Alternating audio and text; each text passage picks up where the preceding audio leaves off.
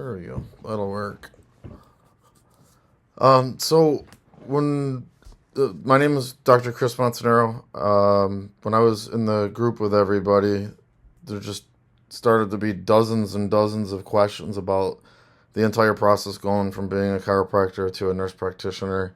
A lot of good conversation back and forth. I just thought it'd be a whole lot easier to get on a Zoom, answer questions directly. I was just going to 100% keep it as a question and answer and completely informal, but just ended up being easier for some more detailed information to make a handful of PowerPoint slides along the way so that we can kind of follow through that a little bit, which honestly should cover most of your information that you're looking for. And then at the end, we'll have as many questions and answers as you want. I can stay as long as we need. And if on a particular slide you've got questions about it, just chime in. It's not a problem. I just want to make sure that, let's see, I want to make sure I shared my screen properly here. There's that. All right. Can everybody see my screen okay? All good. All right, perfect. So a lot of work went in this week between creating the PowerPoint. I created a whole nother website that was called DC-to-FNP.com, and I started putting a ton of resources on there. It's really interesting. I trained an AI chatbot to answer almost any question that you could imagine about the entire process. And if you guys have additional ones, I'll add them to the training of the chatbot so that you can ask whenever you need to and get a very detailed answer with the most up-to-date information. So I'll show you that in a little bit. So let's see here. All right, just a little bit about my background. I was a chiropractor for 20 years. I've got my diplomate in applied kinesiology and in nutrition. I've got about 3 times the hours I need for my diplomate in neurology. Went back to school, got my RN, and then became a nurse practitioner. And I've had a lot of transitions. For 20 years in practice, I was very heavy into functional medicine and applied kinesiology. Most of my visits were anywhere from a half hour to 2 hours long. It was an all-cash practice. Certainly we'll talk slightly about it towards the end. Documenting visits that are that long are definitely a nightmare, and having a cash practice made that a little bit easier, but transitioning into dealing with insurances and dealing with medications and really having incredible documentation. I had to do a lot of things associated with that we'll get into. Ultimately, like a lot of chiropractors, I just didn't like my scope of practice, especially in New York State. It's one of the more limiting states as far as chiropractic is concerned. And, as much as we're able to a lot of times help patients get off of their medications, you can't say it specifically like that. We have to tiptoe around it and say that, we're going to use this and this, supplement your health, make you as healthy as you could possibly be. And then, when you don't need the medication, you and your doctor can make that decision. And I just didn't like that. I wanted to have a lot more control over the medications that my patients were on. So on top of wanting that more control, when I wanted to put people on something, especially for just short periods of time, or if I wanted to take people off of medications legally, my hands are tied, and I really wanted to be able to do those things. And a lot of my patients kept asking, can you be my primary? I'm like, well, in a lot of ways, yes, but there's still a lot of things that I can't do that a primary is going to be able to do. So it kind of just started this long pathway down to going back to school for me. And, as one of the teaching diplomates in applied kinesiology, there's probably 25 teaching diplomates in the world, at least at the time when I did one of those survey monkey things and asked everybody a lot of questions. And on average, everybody spent about 2 hours every single day reading or studying something. They wanted to stay up on top of the latest and greatest information, research things, and be able to provide treatments and help people that nobody else were helping, and that's kind of what it turned into. And I figured at one point, we can get all of these great letters after our name that nobody really knows what they are, unless you're in the chiropractic profession, having all these diplomate letters after your name. Might as well use that time and get a degree that can really change my career in a big way and help a lot more patients and be accepted more in the medical community and just understood by patients in general. And it allowed me to have as much freedom as possible. I can be in primary care now and essentially be able to do anything and everything that a medical doctor can do in primary care. Plus, in an integrated practice with a chiropractic practice, I certainly wanted to be able to do PRP injections and stem cell injections. If I wanted to do steroid injections for short-term purposes, nutritional IVs, or just basic control over my patients' medications, I really wanted to be able to do those things. And another big thing was I'm just not a big fan of the snow, and I live in upstate New York, and we don't see a lot of sunlight for 5 months out of the year, and that's certainly a goal of mine.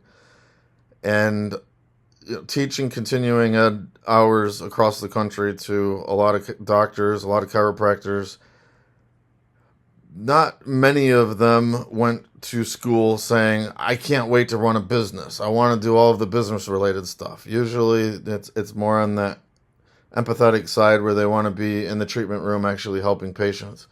So the idea of moving somewhere warmer and having to start a practice from scratch wasn't overly appealing. And this created a great option for me to be able to do that too. I was able to, or I can, if I want to, get a job almost anywhere in the world pretty easily and quickly, have a stable income coming in to support my family, and then easily start something on the side, have it grow slowly, and not have to rely on that on day one. So it really opened up a lot of freedoms for me in that way as well.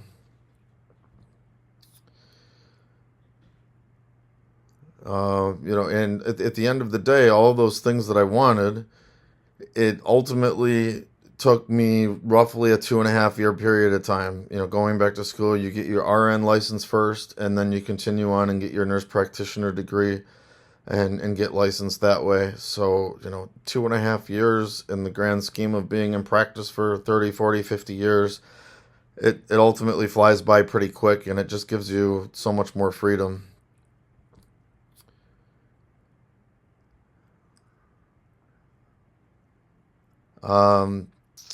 So when I first started doing my clinical rotations, which we'll talk about for both the RN and the NP programs, the FNP programs, in New York State, the options are to either go to a federally qualified health clinic or an Indian reservation.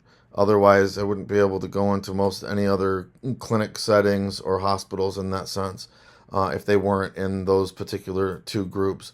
But I ended up continuing on there. They hired me and actually got to do both. They had me doing 12-hour shifts where I would spend 1 day a week just doing chiropractic because there's so many patients that were on narcotic pain medications and able to get them off. And then I had another 2 days a week that I was just doing primary care and got a lot of experience that way. But at the same time, every single weekend I was bringing home 12 to 16 hours worth of charting to have to do, which turned into a whole nother big project that we'll talk about. And then transition. I still have a lot of my old patients that I'll do home visits for and do telemedicine for as well. And still now working more in a kind of a quick care, urgent care setting 3 days a week. Most chiropractors won't have any issues as far as transferring in their credits to International College of Health Sciences. I know that's one of the schools that's been talked about. That's where I went. And some schools have rules that if you've got classwork that's 5 or 10 years old, then they won't accept those credits. And then you've got to retake classes that you've already taken, which is a real pain in the butt. International College of Health Sciences will accept your credits. If you've taken the classes and you've been a licensed chiropractor, then they're going to accept your credits from 20, 25, 30 years ago if they need to. If there happened to be a class or two that just didn't count for some reason towards your credits for your prerequisites, there's a couple of websites. One in particular I think is a fantastic option. It's sophia.org. Instead of paying per credit hour or per class, it's $99 a month. And honestly, you could fly through most of the classes that you could need to take in a 24-hour period of time. Even the labs are virtual online and very quick and easy to go through. And they're fully accredited. Not just only will ICHS accept all of those credits, but a lot of your other big online schools will accept them too. Walden University, Western Governor, Liberty University, Grand Canyon University. There's a lot of schools that will accept them because they are fully accredited to do that, and significantly cheaper. Even though International College of Health Science does offer the prerequisites, they even recommend, just from a cost standpoint, that spending $99 a month, even for 1 month, knock out maybe 1, 2, 3 classes that you just needed to get to add to your prerequisites that are required. If that happened to be a rare situation anyway, then this would be a great way to do that. So at the ICHS, they've got a couple of different options for chiropractors as far as getting your nursing license, and this is really the starting point, and I highlighted a couple of the big differences. The first option was really the only option I had several years ago. So I got my associates in nursing. Both of these options, the associates in nursing and bachelor's of science nursing, you end up more or less in the exact same place as far as getting your RN license. You can sit for the NCLEX exam, which is the board exam for RNs, and you've got RN after your name either way. So you just kind of have to look and see what's going to be more important for you. Time-wise, with the associates in nursing, it's nice where you're spread out just a little bit more. It's not quite as condensed and crammed in. You're only taking a couple classes at a time, and just a really great situation. To add in the extra 3 months compared to the BSN, but to have it be a little bit more slow-paced, since you probably are going to continue in practice as a chiropractor. Many of you might also have family and other obligations in your life. It certainly is a good option, and the extra 3 months isn't really the end of the world there. But there is a big difference in the clinic hours. Where the associates in nursing is going to be 810 clinic hours. Doing the BSN, the Bachelor's of Science in Nursing, is done in 1 year, and your clinic hours are 585. So, we're talking over 200 hours difference in clinic hours. For the associates in nursing, 515 of those are going to be live in person, and that's almost identical to the live in person hours that you're going to have with the Bachelor's of Science in Nursing. One of the big differences is the associates in nursing has a lot more different types of sites, and you're probably going to spend more time in senior centers and some of the satellite locations to do some of your rotations, versus the Bachelor's of Science in Nursing is specifically going to be done in hospitals. The Cleveland Clinic is one particular hospital that they're associated with, and they've got locations both in New Jersey and in Florida that your clinical rotations can be done in. So you kind of weighing those back and forth.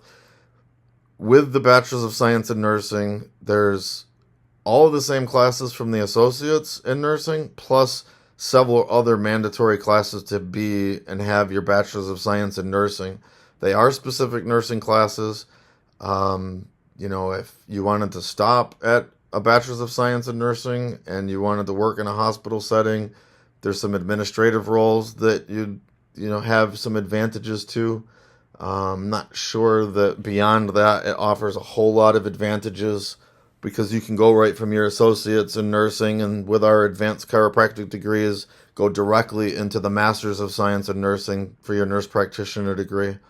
But certainly just decisions that you have to weigh in your mind and make your decisions that way.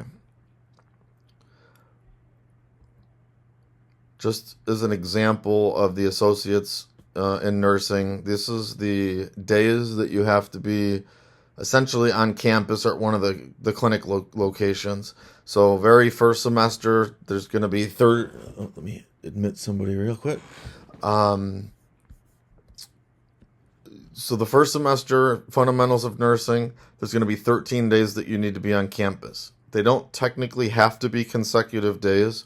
Some people will just knock them all out at once. You might end up doing, a 4-day weekend, a couple of different weekends throughout the semester. That way you're not completely disrupting your workflow and your practice. But a couple of things to keep in mind is with the Med-Surg 1 and Psych, those are both the same semester. So technically you've got 17 hours that you'll be doing clinical rotations that you have to either go to Florida or New Jersey for. So a few more days to think about from that perspective. And then the next semester after that, you've got Med-Surg 2 and then your OB, obstetrics and pediatrics rotations. So that particular semester, there's 20 days to get there. Certainly doable. You can take almost any period of time. They're trying to be as flexible as they can to allow you to utilize weekends or, have a long weekend, whether it's Friday, Saturday, Sunday, Monday, or Thursday, Friday, Saturday, Sunday, be able to be done, get home, and not have to just worry too much about your income coming in from your chiropractic practice as well. So, and then there's certainly options for some of the hours to be done virtually online with the associates in nursing program. There's a couple hundred hours worth of these virtual learning lessons. That's actually really neat. They're fun and they're engaging. And you don't have to travel, obviously. You can be at home on your computer and knock those out at midnight if you have to. But just to kind of give you a little overview there. So pricing, there's a couple of different options throughout. If you are doing the associates in science and nursing and you have done 0 gen eds, which probably doesn't apply to anybody here, it's $54,215. If you've got all of your general education hours done, which more than likely everybody will, that certainly takes off a huge expense. You're saving, roughly $11,000 right off the bat doing that. And like I said, if you did have to pick up 2 or 3 classes and you can get them all done within a month's period of time or even a few days, you pay $99 for the 1 month, cancel it, get those hours, and you really haven't significantly impacted your expenses at that point. Slightly more expensive to get your bachelor's of science in nursing. One of the benefits is doing all of your clinical rotations in a hospital setting. And you're done exactly in a year with that portion, and then you can move on to your nurse practitioner degree. From the associate science of nursing, and when you're in a senior center, you get to see a lot of stuff. You'll be dealing with people that have tracheostomies, colostomy bags, indwelling catheters, they have feeding tubes, all sorts of different things. I had my favorite day probably was when one of the medical doctors was there that was the wound care doctor and followed him around for the entire day doing wound care. So there's a lot of good learning opportunities there. Pretty neat now that they've got so many hospital affiliations that you can do clinical rotations there. You'll get a lot more experience, even just dealing with IVs and some more things in an emergency type setting on actual med-surg floors. A bit of a different experience, and I think that would be valuable for a lot of people. And obviously you've got a lot less hours ultimately together that you have to do for your clinic rotations. And then whether you choose option 1, 2, or 3 here, the 4th option to get your nurse practitioner degree is almost $44,000. But to be fair to it, as when you're still in practice, they've got multiple different types of payment options. I didn't have any loans or any payments to make. once I had graduated. So it's not impossible. It's very doable to handle that. And again, the way that it opens up freedom, opens up your ability to bring in income. And the other thing that's kind of blew my mind is anybody in the allopathic world, you're talking nurse practitioner, medical doctors, obviously doctors of osteopathic medicine, are allowed to do what's called osteopathic manipulation. And if you do a manipulation like that, you can bill for and encode it differently than we do as chiropractors and actually get paid significantly more, even for what we're already doing, which is mind-blowing and frustrating in a lot of ways. But with our training and our ability to do adjusting and being able to bill at a much higher rate if you have an insurance-based practice to begin with, that's already a benefit that you can bill significantly more. And as a chiropractor, and I'm just speaking more for New York State, more or less you're going to be billing for the office visit, and any other add-on stuff is really not an option. I know some states you could add in multiple things as CPT codes and multiple billing codes and maybe have a visit that's, on paper it looks like it's a pretty expensive visit. Maybe it'd be $300, $400, $500 for that visit for all the things that you actually do, the therapies you're providing. But that might not be every single state for everybody. But with your nurse practitioner degree, you can do just about anything and being able to, bill for so much more. So even though this expense is here up front, it certainly can come back exponentially for you as far as income down the road. And then getting into the nurse practitioner program, first, before you're allowed to start this program, you have to have your RN license. So you'll have passed your boards, the NCLEX, you get your RN license. At least if you've passed the boards and you've applied for your license, they'll let you start the classes. You just absolutely can't start any of the clinic rotations until you've absolutely have your RN license and you can prove to them that you've passed your boards. You can finish this in 4 semesters, so just over a year, and they've changed it slightly. When I was going through it, semester 1, when you're going through family medicine and the clinic rotations associated with that, I was doing those clinical rotations at that point in time. Now you're going through all of the first 3 full semesters, and then you start your clinic rotations. The benefit, though, is that in almost all cases, you can do your clinical rotations very close to home and near your practice. So you can be very, very flexible in trying to get in those hours. The only state that's a little bit difficult for clinic rotations is New York, but there's also a sidestepping barrier that we can easily do as long as it's done at a federally qualified health clinic or on an Indian reservation.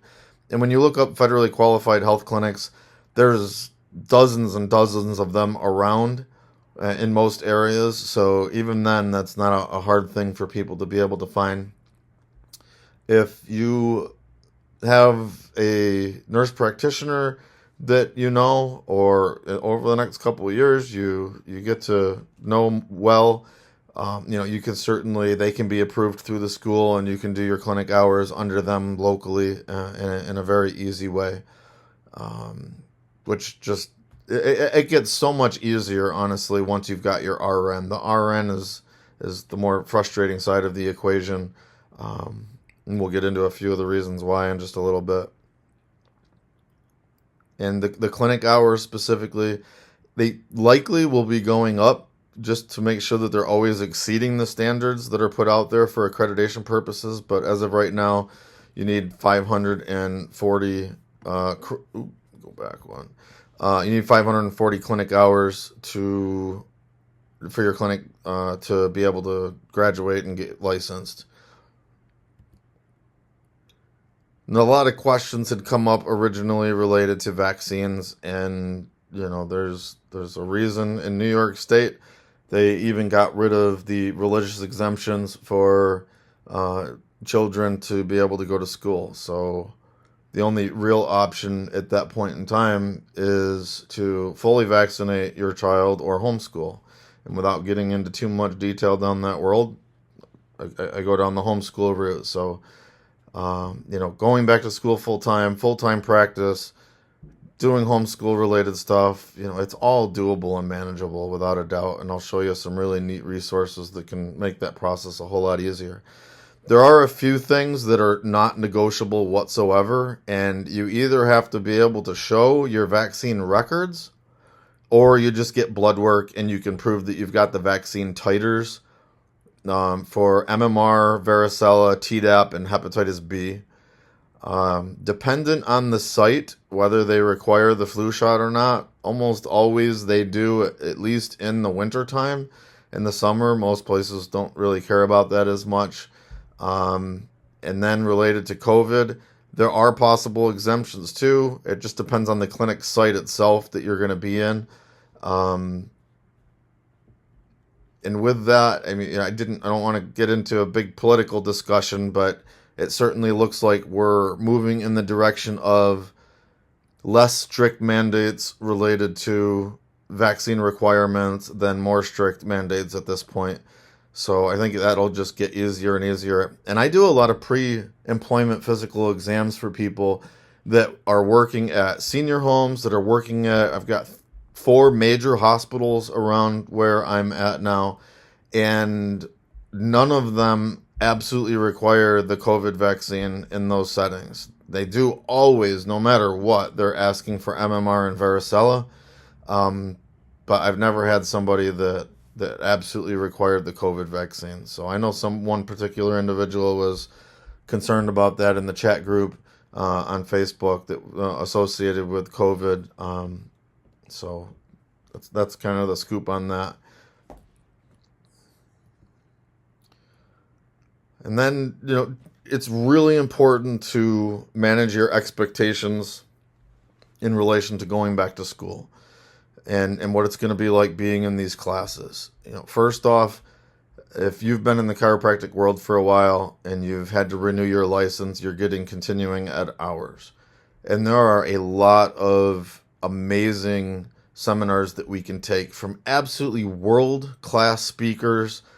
They've condensed amazing amounts of information, made it very useful for you so that you can start using this stuff on day one back in your office. And they're phenomenal. Usually you're wide awake, you're engaged and excited listening. And it's not always like that when you go either to school or back to school. I remember one instance I've talked about in the past in undergrad. I had a organic chemistry professor that was brilliant, a PhD in organic chemistry, but right off the boat from India, the strongest accent in the world, and completely monotone, very difficult to understand, and just didn't know how to take the information in his head and put it forth in a way that we could really, engage with it and make it easy to understand for us.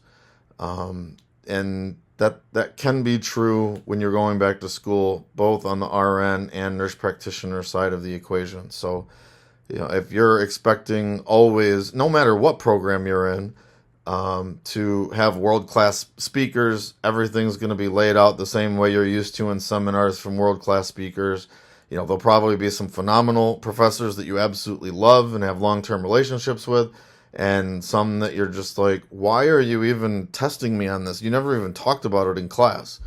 I've got a strong belief in testing that if it's important enough to test on in a test, then it's important enough to go into a lot of depth in class and actually go over that information.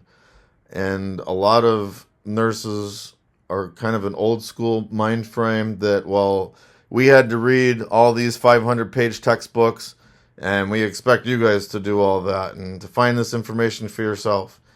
And haven't quite, in a lot of ways, caught up with the latest and greatest as far as learning strategies and making the best use of your time. And I'll help you certainly, bypass a lot of those frustrations. I know they mean well a lot of times. Some of them are absolutely fantastic, but just kind of keep that in mind. If you go into it knowing that you're going to be studying on your own, in a lot of ways and be fully prepared for the exam in the shortest and easiest way possible, then you probably won't just rely on hours and hours of listening to the online lectures that are always pre-recorded. They do them live, but they're also available recorded. So if you can't get to them until midnight or 1 o'clock in the morning, it's flexible enough that you're able to do that as well.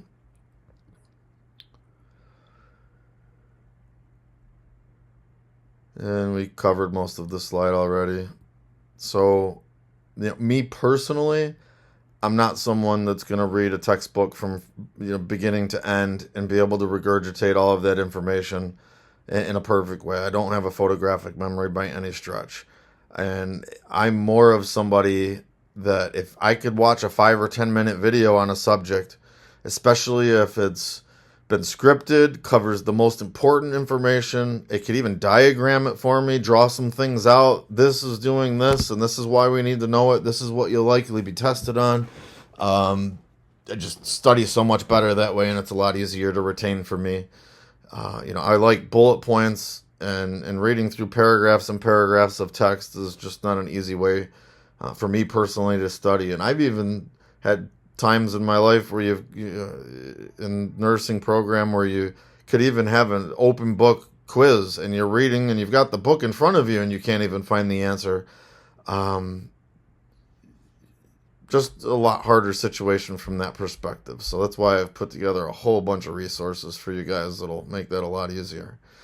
And certainly one of my favorite ways of studying on top of some of those shorter videos is just thousands of questions.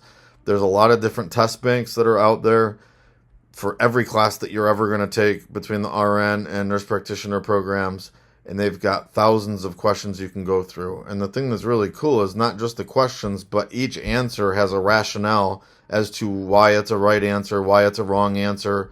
And you do several thousand of them, it starts getting easier and easier. But the RN program is different than what you've experienced as a chiropractor in most cases with the types of questions. In chiropractic, and generally in medicine and the nurse practitioner program, medical school, questions are more straightforward.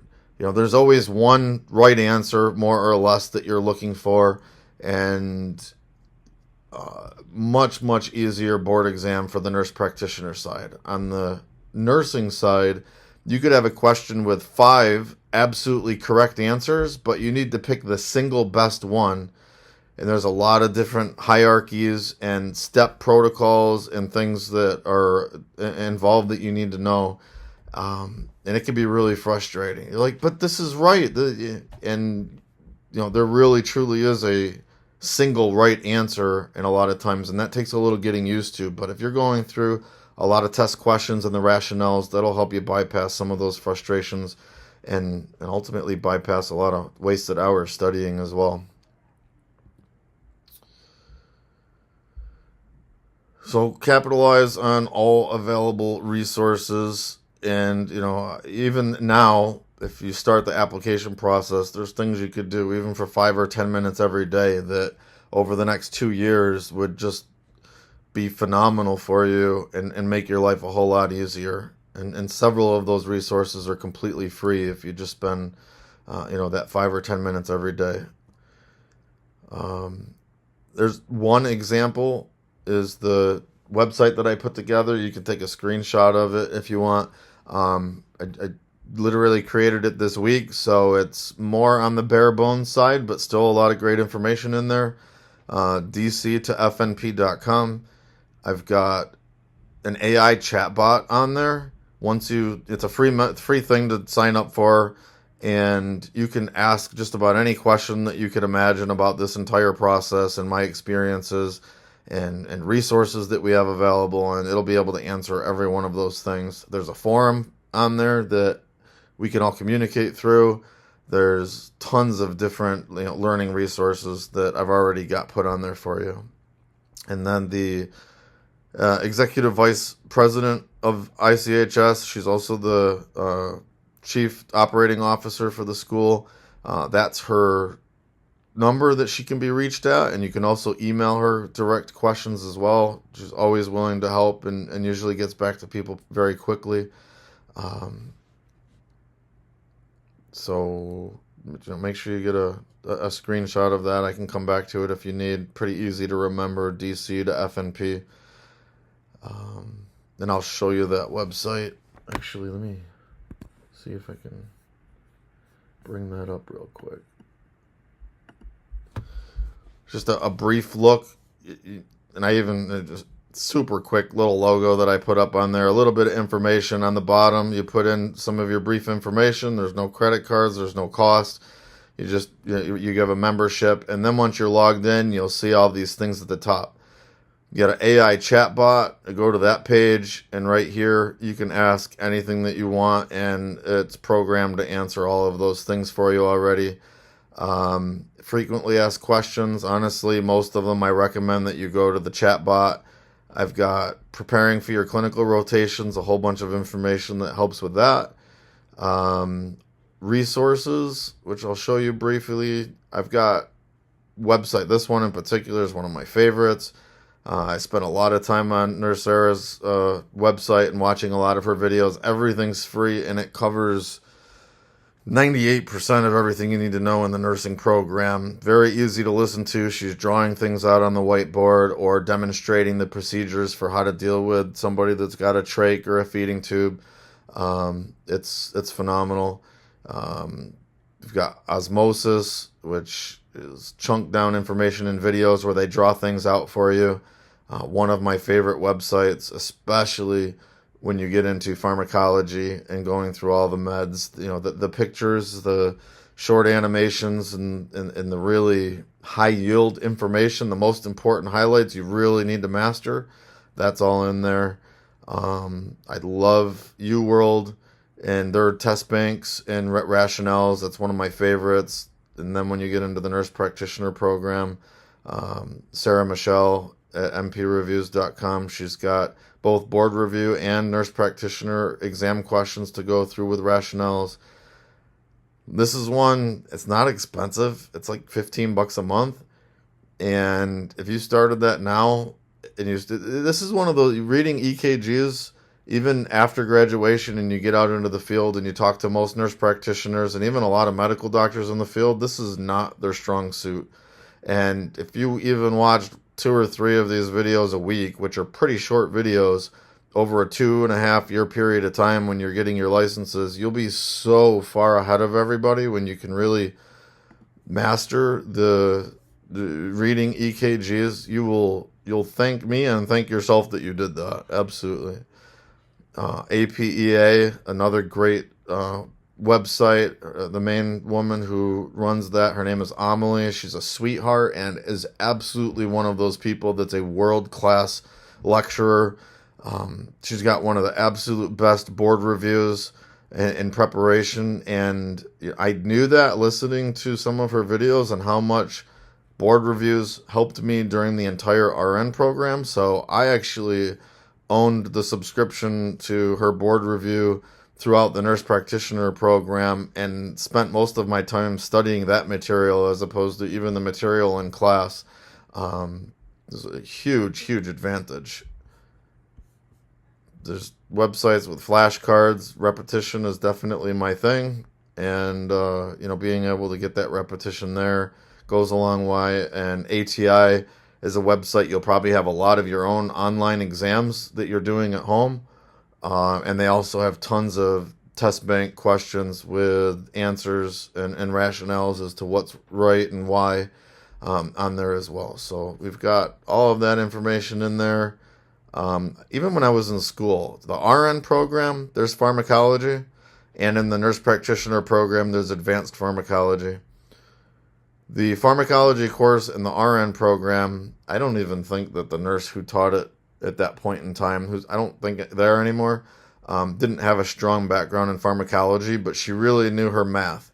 And people really struggled with some of the basic math. So I had 110 people in my class at the time, and I knew how much everybody was struggling with some of those types of equations. So I've got 5 videos. I went through every single type of mathematics equation that you have to do for titrating medications. So I put all of these on the website. Again, there's no charge for any of these. It's just you watch these. Each one is about an hour, maybe a little less. You get those under your belt. You watch them once or twice, and you won't have to worry about it again. And it'll make it a whole lot easier for you to have all that information in one place. And then, while Facebook is nice, and when you're on Facebook, obviously they have the ability to remove your posts and limit what you can actually talk about. The forum that I have on here I have a lot more control over things, and Facebook can't take them down. So we have our own built-in forum into this website that we can collaborate with, by class, by, any topics that we want, question, answer related stuff.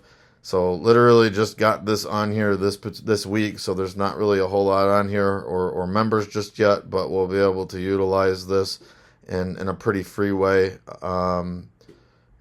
Again, similar to Facebook, where we can have likes and posting and commenting and asking questions, and just have a lot more freedom with that as well along the way. So that's kind of a quick walkthrough of that website there.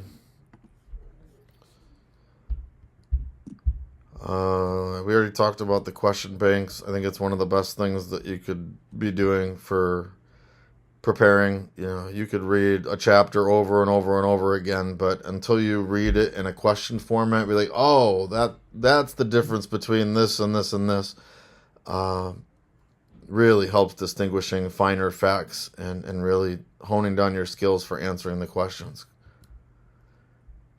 And I put it on the PowerPoint slide, but we just went over all the major resources that I used to get me through those programs and not have to rely so much on the lectures themselves, and just be as efficient with my time as possible. Like I said, I was busy in practice and family. I tried to do most of my work after the kids were in bed anyway.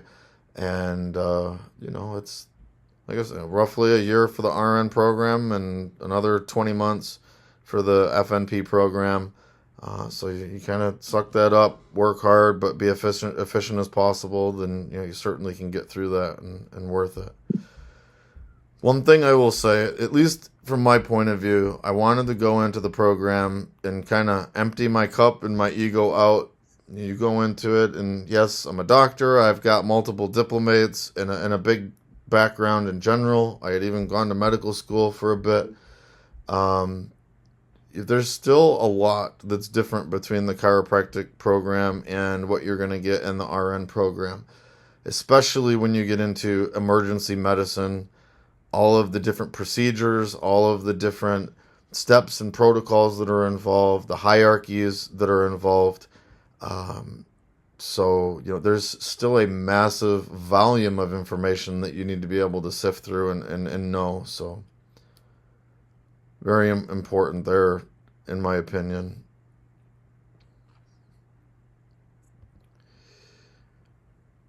I started getting used to asking the professors, and most of them were fine with this. You've got a lot of times things that were due by the end of the week, and I would ask that they open up all, whatever it was, 12 to 15 weeks of the semester, so that I could just plow through those as quickly as possible during the time I had available.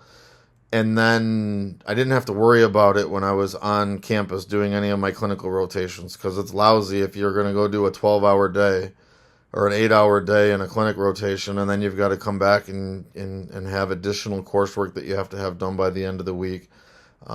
Most of them have always seemed very open to opening those up so you can get them done in advance. You've got birthdays and holidays and all sorts of different events or vacations, and just being able to work on that in your free time is a huge bonus as well. So definitely ask about that if they don't already open up the entire semester. I got used to being done with the entire semester within the first week or two as far as all my weekly lessons, and then the whole rest of the semester I could really just focus on preparing for the midterm and the final exam.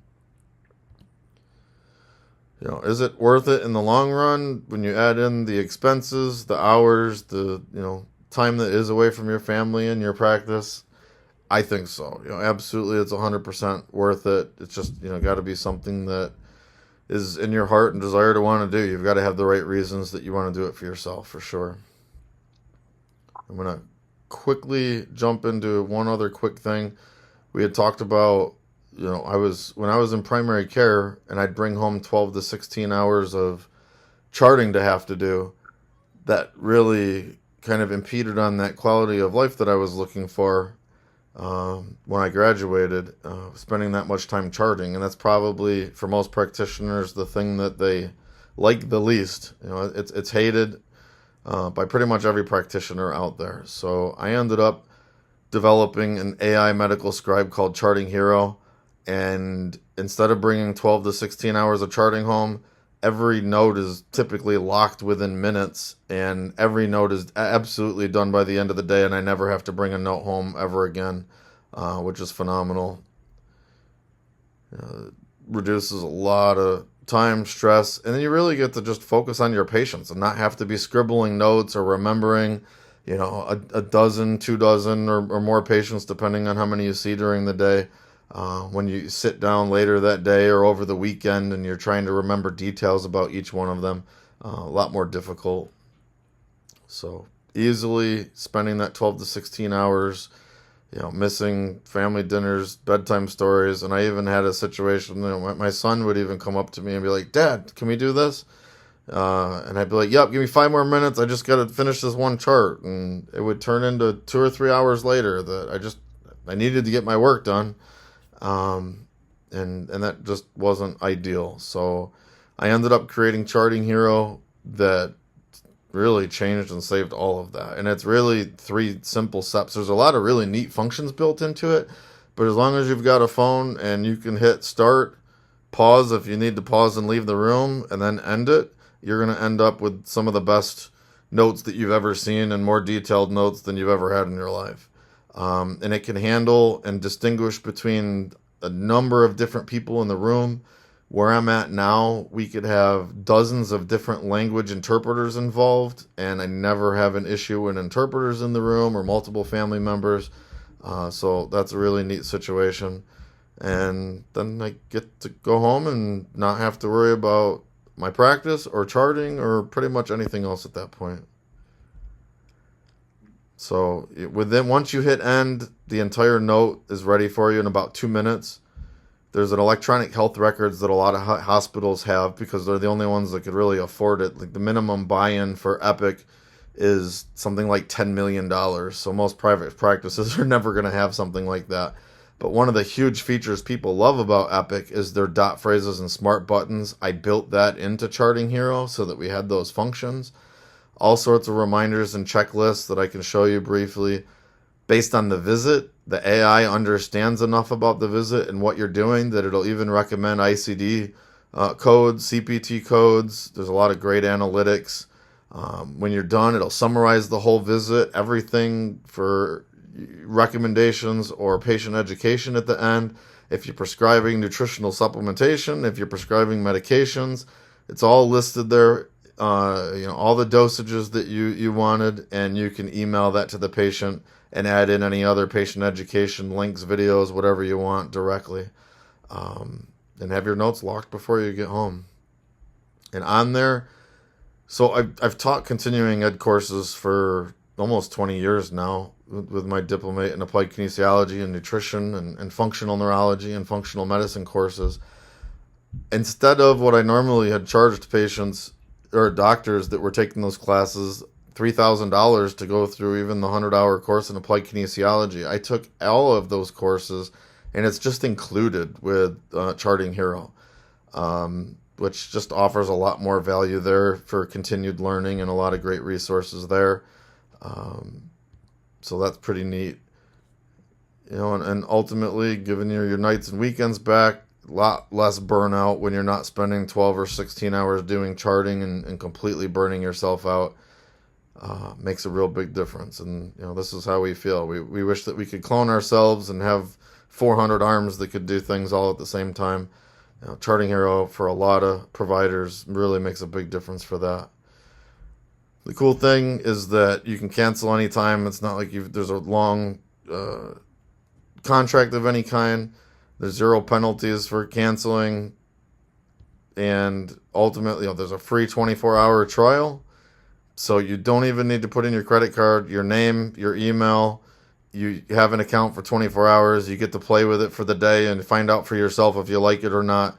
And because you're not putting in your credit card, it's not one of those, oh, I forgot to cancel by the end of the day and now I'm charged for the next month. And I have to remember to cancel it. It's nothing like that whatsoever. If you want to continue on, it's $99 a month for a single provider. If you've got multiple docs in the office utilizing the same master account, it's $89 per provider. And it includes every single one of those seminars and tutorials that I've got on there. I even had a huge seminar series that I've been doing once a month that for the last 2 years now that have been recorded and that are on there, where I was taking every major system. So one of them was like cardiac medications, and I spent a lot of time on the first couple of that series going through all the medications, the highlights, the side effects, everything that people need to know about those, and then switching over to the allopathic or the holistic side of the equation and really getting into a lot of in-depth things that we could do in the holistic world to prevent people from needing to be on those medications, and all the different things from a supplemental standpoint, genetic testing and manipulating their genetic pathways. Just phenomenal webinar series that are already on there as well. So that's chartinghero.com is the website itself. There's the App Store where you can download the iOS app. You can use the QR code, or if you sign up for the free trial, then it's on the App Store as well. Or you'll get an email with the QR code as well. So not a big deal, but you might take a picture of this particular slide as well. And I think that pretty much wraps up what I had on my PowerPoint slides. So let me just real quick, I'll just bounce over to the Charting Hero website. Once you're logged in, there's all sorts of frequently asked questions down here. If you open up this, I've got an AI chatbot that can answer almost any questions about it that you'd be interested in. Dashboard, ultimately, you'll go to the app and this is where you do all of the heart and soul of everything. You got courses, so that's the bridging the gap between allopathic and holistic medicine I was talking about, applied kinesiology, the whole 100-hour course, plus additional seminars in there, a bunch of courses in nutrition.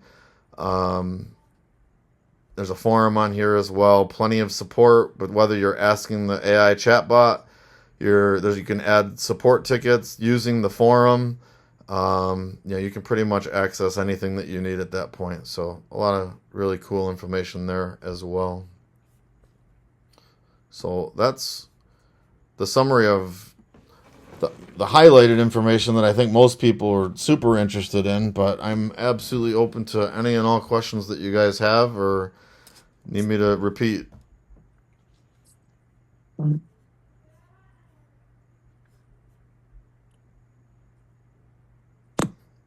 Feel free to unmute yourselves.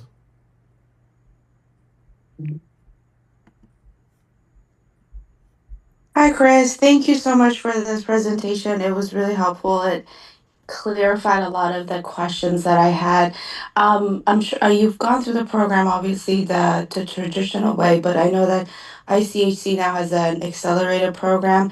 When you were talking about the BSN, like within the year completion, is that the program you're talking about? That's for the DCs going into the FNP or They doing the RN? they can do either. They have their choice.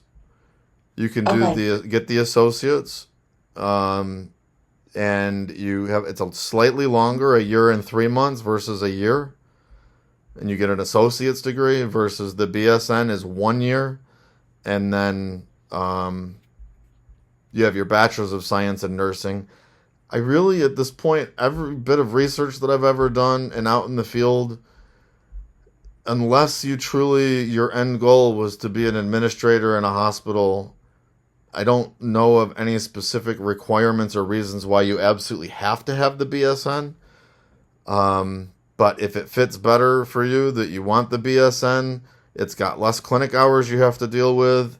It's just more grueling coursework that you have to finish in a 1 year period of time. Because you've got all the ASN classes plus the additional Bachelor's of Science in Nursing classes that you have to do all in a year period of time. And it's a lot. Might Yeah. be worth it. I'm honestly kind of even go back and forth myself. If I had that option back in the day, which one I would go with, I'm usually one to say whatever. I'm never I'm always up for a challenge, so let me just get this over with as fast as possible. I'm not looking to add and waste any additional time in my life at this point, so I probably would go that route. But the other route's only 3 months difference, and it's even less expensive. So there's really no difference at the end of the day. You end up with the same RN license and the same ability to go on to get your nurse practitioner degree. Okay. And then with the associate, then it's also easier for clinicals because because I'm in Virginia, so we're not really that far. So then I could do most of them in Virginia, correct? Is that what I understood? As N- long as they're within the federal quality um thing that you use, the n- word that you used. No, for the RN program, all of your clinicals will either be done in Florida or in New Jersey. Oh, I see. Okay. The difference, though, is the ASN program. You're going to have a lot more time in senior old folks' homes and things of that nature versus the BSN. Pretty much all of your clinicals are going to be hand on in a hospital setting. And in a lot of ways, that might be my deciding factor, knowing now what I do, that I would have really appreciated and enjoyed being in that hospital setting and taking full advantage of that. Um, so between being shorter and the fact that I'd be in a hospital setting the entire time, spending time at the Cleveland Clinic, and any of the other hospitals that are a part of the program now, I might lean a little bit more that direction. Okay. All right. Thank you for that. I appreciate it. Absolutely. What other questions do you guys have? Chime in. Do both the ASN and BSN have the New Jersey option?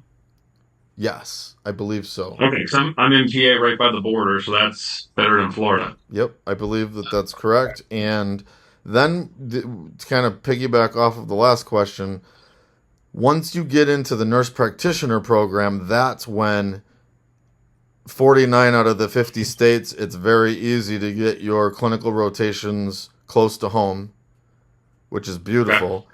And even the one that's huge. state that's the oddball, which was what I had to actually go through, I just had to make sure if I wanted to be semi close to home that I was doing it at a federally qualified health clinic or on an Indian reservation. And I had dozens and dozens that I was calling. I probably must have called 75 different federally qualified health clinics.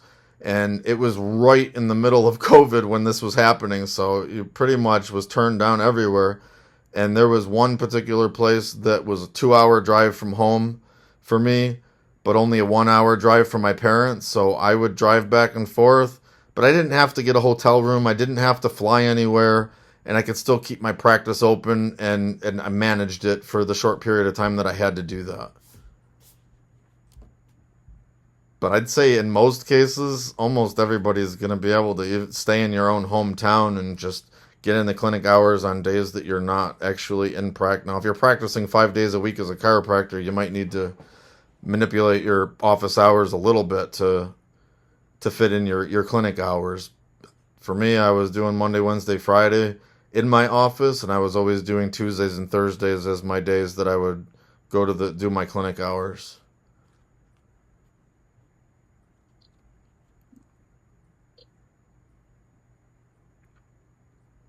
What else do we have? I hoped to put enough in the PowerPoint that it actually answered most of the most common questions. And again, the AI chatbot has a ton on there for you as well. But I'm personally so thankful that I went through that program, and now I just don't have any limitations with my chiropractic scope of practice anywhere in the country, and have that nurse practitioner degree that I just love being able to help. and be able to pass that along and improve the quality of lives for a lot of other chiropractors that way. So I'm going to constantly be adding a lot of my study notes and videos and stuff to that website, and just continue to help that make that whole process as easy as possible for everybody.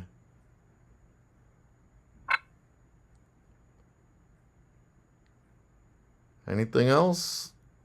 It's informal. You can ask anything you want.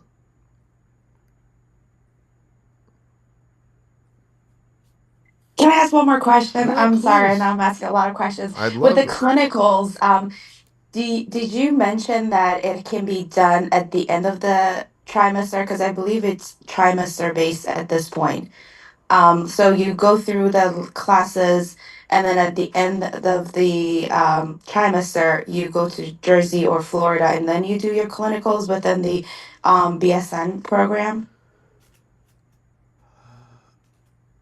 I'm I don't think it's changed that much from when I did it, that you can start your clinical rotations and schedule them throughout the semester. Probably easiest if you get through at least a little bit of the semester and some of that information under your belt before you're actually in the clinic setting. They'll give you the exact things that have to be done. I want to say they wouldn't let us schedule until week 4 or 5 of the semester. And then anytime after that, you can get in all your RN hours. And then now with the FNP hours, you can, once you're allowed to start your clinicals, you can do them throughout whenever you have free time and you can get your preceptor to agree to have you come to the office, then, you could do those whenever you want.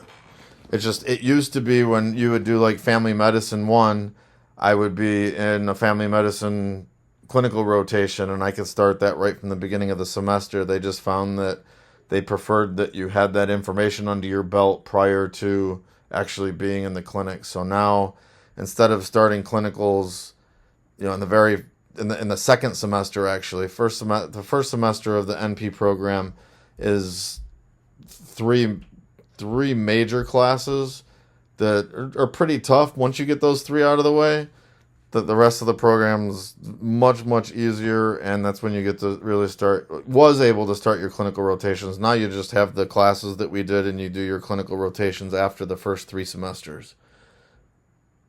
So a little bit Okay. heavier on hours towards the end of the program at that point. Okay.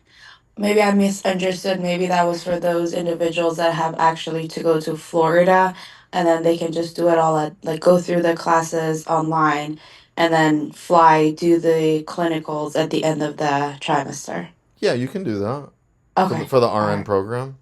Yeah. Yep, absolutely. Okay. Or you could, if you do the 4-day weekends or 3-day weekends, you can fly to Florida a few different times. It's a little bit more expensive, but then it's not impacting your practice either. Yeah. And did you find it easy to go through classes with, I know you did, but like go through classes, do the clinicals around the same time and then work? Like it was easy to schedule it all? Well, the classes themselves are recorded, so you can watch them whenever you want. For me personally, a lot of times I ended up not really paying attention to the classes themselves and studying all of my own stuff. Okay. Watching the videos, going through hundreds of test questions related to that subject area. I just felt like that prepared me a whole lot better than listening to multiple, 1, 2 hour, 3 hour lectures. And that's a me thing. Sometimes people are very auditory learners and they want to sit there and listen to everything. Professor's certainly going to cover some important information. I don't know that I would ignore the seminar, the lecture completely, but I spent a lot more time in some of those other resources. Thank you. Absolutely. Hey, Chris, I got a quick question for you as well. I'm Please. looking at getting an RN at my local college, but then if I were to do the FMP through ICHS, is it the same cost that you showed on the screen there to go directly just into the FMP, already having the degree previous to that? Yeah, so let me Okay. go back to the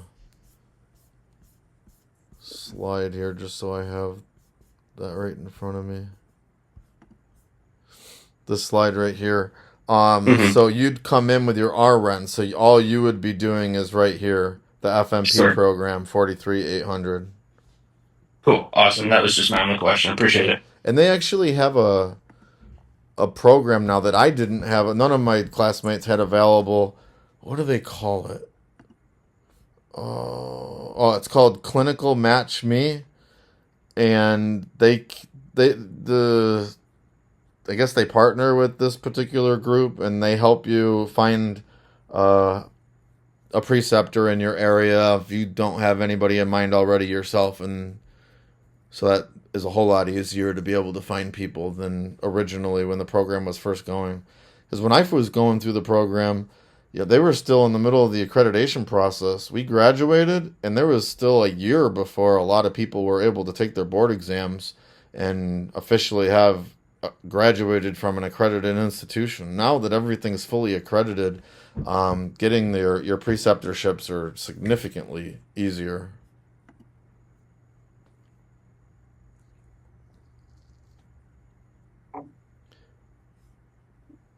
What else?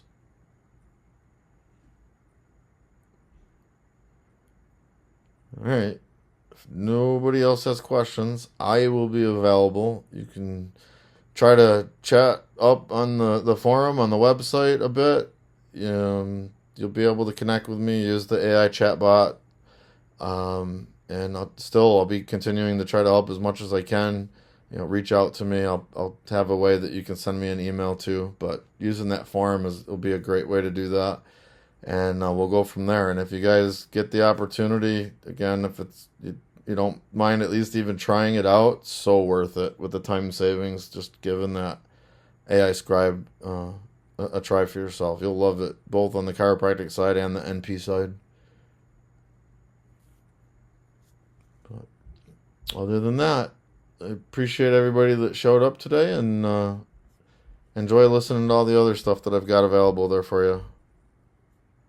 For your time. Yeah, thank you. Oh, there was. Oh, thank you. I was just looking at the chat now. Everybody, yep, appreciate it, guys. I'll make this video available to everybody right on that DC-to-FNP website. That'll be on there if you need to rewatch anything, or if you've got any other friends or peers that are interested in the same thing. I'll direct everybody to the website and they can watch it there. So, all right. Thanks so much. Have a great day, everybody.